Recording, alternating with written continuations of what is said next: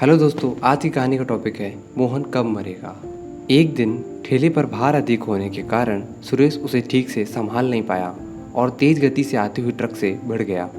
अगले ही पल उसकी मौत हो गई और उसके पीछे रह गई उसकी पत्नी विमला और दो छोटे छोटे बच्चे रोहन और मोहन।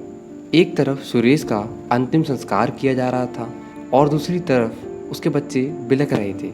नहीं, इसलिए नहीं कि पापा मर गए थे, वो तो भूख से बिलख रहे थे। उन्होंने कई दिनों से पेट भर खाना नहीं खाया था और आज तो मुंह में एक निवाला भी नहीं गया था। सो भूख से रोए जा रहे थे, कह रहे थे, माँ माँ कुछ खाने को दो ना, माँ बड़ी भूख लग रही है, माँ कुछ दो ना।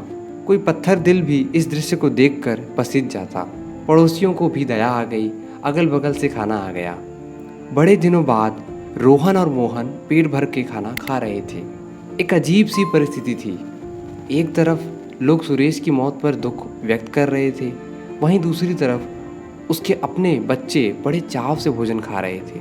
विमला ने अगले कुछ दिन इसी तरह उधार लेकर और इधर उधर से मांग कर अपना और बच्चों का पेट पाला। लेकिन यह सब कब तक चलता? लोगों ने मदद करना बंद कर दी।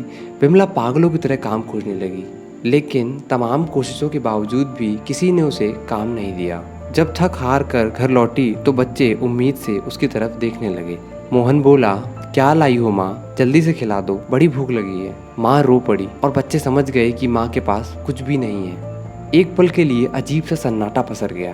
फिर रोहन बोला, माँ ये मोहन कब मरेगा? माँ ने कहा, पागल हो गया है क्या, ऐसा क्यों बोल रहा है? रोहन बोला, माँ जब पापा मरे थे उस दिन हम लोगों को पेट भर खाना मिला था। मोहन मरेगा तो फिर खाना आएगा ना।